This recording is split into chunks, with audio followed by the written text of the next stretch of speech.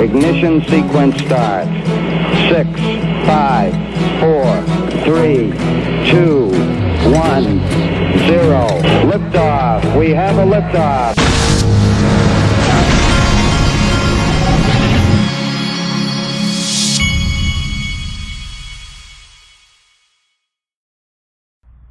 Hey everybody, this is the Digital Asset Investor, and I am running 1 hour behind this Friday because I just had to do a Zoom call with somebody. But I'm just noticing something. Why is that trending right there? That's one of those words we don't say on this channel, but for some reason it's trending. I'm going to have to look into that.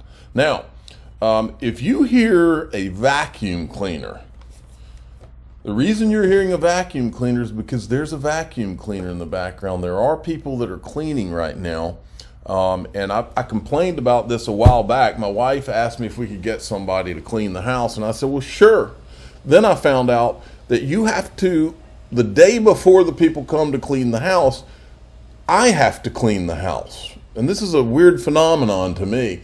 My wife required, she said, you have to go pick up the room and you have to make the bed. I was like, no, if I'm paying somebody to clean the house, wouldn't I intentionally not pick up the room and not clean the bed? This is something that has always baffled me. I've mentioned it before on this channel. Now, to the tweet that got me laughing right off the bat this morning, eGrag Crypto, every once in a while, you'll hear, you should be able to hear that vacuum there. It's right against the door. Okay. eGrag Crypto sometimes I think creates terms just to make me laugh. XRP, Black Corridor. Sounds scary and mysterious. And White Flame Army. XRP faces the enigmatic Black Corridor, a gateway that determines its acceptance into the illustrious realm of Valhalla, which I've heard him mention before.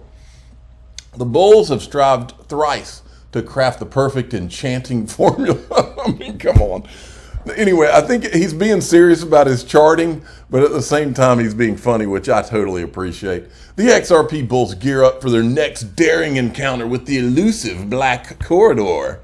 Their key to unlocking this gateway lies in triumphantly closing above the $3.30 mark and swiftly teleporting to the coveted realm of $5.50. So funny. Good stuff. Okay, check this out because this is Saudi Arabia, 160 billion.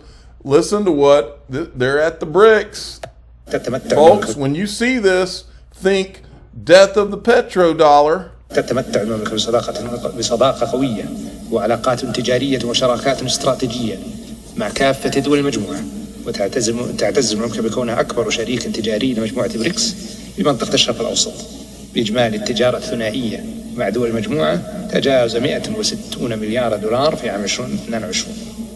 الأمر الذي يعكس علاقة متينة مع المجموعة، ونتطلع إلى تطوير هذا التعاون بما يخلق فرص تنموية واقتصادية جديدة ترتقي بعلاقاتنا نحو الطموح المأمول. إن العلاقة الاستراتيجية المتميزة بين المملكة ودول مجموعة بريكس تعززها أطر المبادئ المشتركة، ومن أبرزها الإيمان الراسخ بمبدأ احترام سيادة الدول واستقلالها وعدم التدخل في شؤونها، والتمسك بمبادئ القانون الدولي وتسوية النزاعات بالطرق السلمية، والحرص على صون السلم والأمن الدوليين، واتخاذ أفضل الأطر الدبلوماسية متعددة الأطراف من أجل تحقيق التعاون الأمثل والتنمية المشتركة الفعالة. Folks, this is we're getting into serious business now. Now I'm not going to play this because it's a song, but someone took the song. Here it is, right here. The song's going around right now by this Oliver Anthony guy, "Rich Men North of Richmond." Great song, and it's got a great message. But some Bitcoin maxi decided they were going to apply it to make it look like a Bitcoin thing, and put this girl singing the same song over it, "Rich Men North of Richmond," which is, they're talking about Washington, D.C. It is a great song, but the rich men north of Richmond are the ones that created Bitcoin. Their lies, misdirection, and manipulation has no limits. Make no mistake, folks, they created Bitcoin for the purpose of herding the population into digital currency. Write it down. Bitcoin is not some libertarian invention. Now, check this out. Good thread by Fred Rispoli. Seeing many out there speculate the Brad Garlinghouse, Chris Larson trial won't happen. For many reasons, I agree. First, it's painfully obvious that suing those two initially was only to pressure Ripple into a weak settlement position. Two, imagine Hinman and Clayton on the witness stand, or any of the SEC folks, even though it may be unfair. Personally, I would have I would have a field day tying those two to the roles in the Trump administration, the jury in New York City, sales. Three, how do you prove recklessness as to institutional sales when those two can immediately point to programmatic sales as being totally fine? For the evidence of domestic sales versus international sales is weak for the SEC. 5, SEC just reorganized the majority of its trial team. 6, SEC is in back-to-back trials, then must jump immediately into this trial. Well, I like the thread, but the main thing is the people on the witness stand, folks. This right here is the pressure point. This is why the SEC, probably sooner rather than later, is going to start really getting out of this whole trial narrative. And you know why? Well, let me show you why, because I put together a video. Where did I put it? Right here. I will be doing this. I call them ETHgate Witness Spotlights. It's going to be my new feature where we go back through ETHgate and we put out video that I think would be relevant to why Ripple might want to call people to the stand. In this particular case, my first, and we put Jay Clayton and Bill Hinman, of course, they're the first two witnesses. But all these these ETHgate Witness Spotlights are going to involve the other people that I think should be on the stand.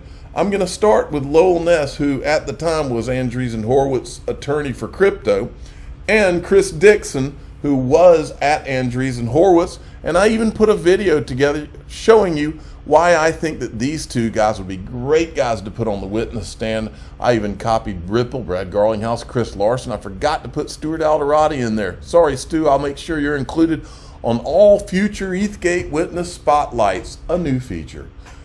Watch this video. This is Chris Dixon at the beginning, and that's Lowell Ness right there. Listen to what they say. Jack Dorsey tweeted in December attacking the fundamentals of Web3. Yeah. He said you don't own Web3. Remember, Web3 is Ethereum.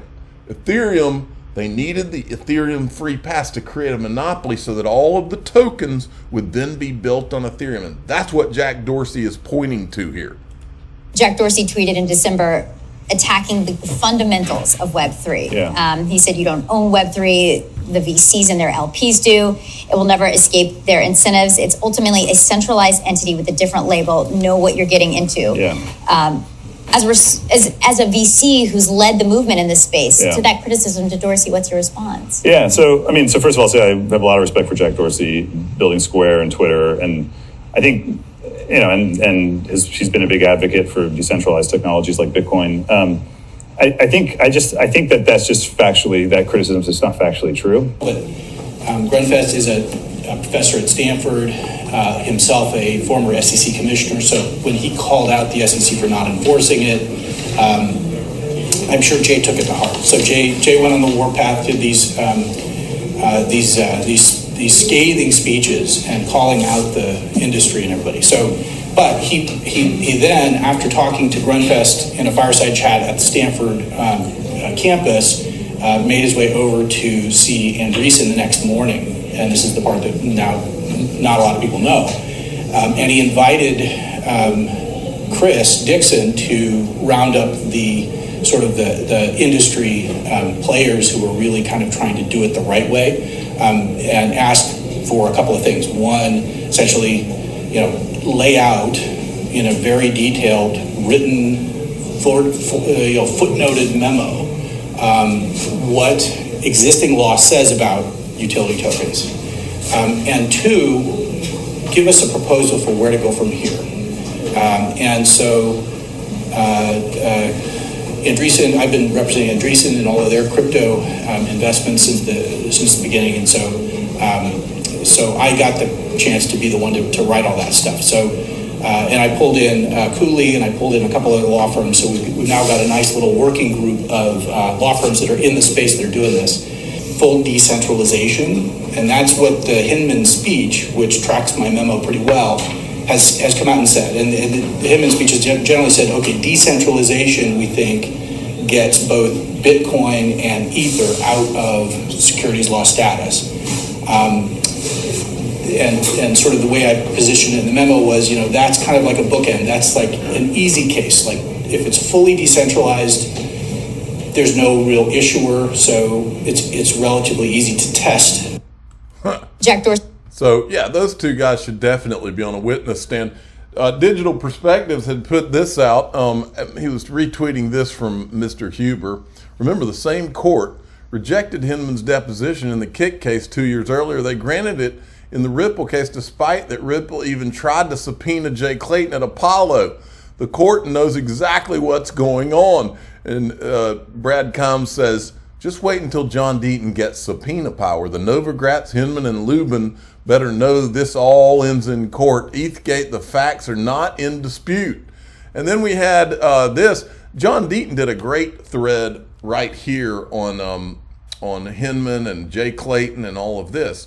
And yesterday I had retweeted that Liz Clayman and Charles Gasparino should have John Deaton on the show to feature all this factual information. Well, they didn't respond, so I sent Charles Payne the same thing. So they don't seem to want to have him on, so maybe you can have John Deaton on. See, that's what I find interesting is all of this stuff coming out of Fox Business now about the Ripple and XRP case, but they don't want to have John Deaton on for some reason. Why don't they want to have John Deaton on to tell the XRP Ripple side of the story? They used to do that, but now all of a sudden they don't. Why?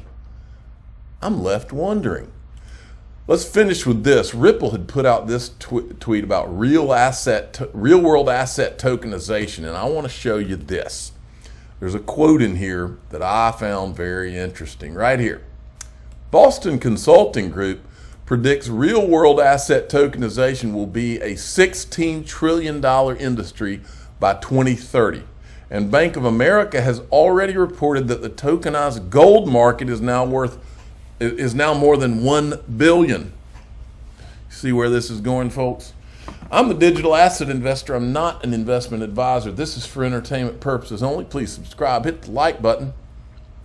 Tell your friends and family. Real world asset tokenization, a $16 trillion industry by 2030. There's only $1 trillion in all of crypto. Thanks for listening.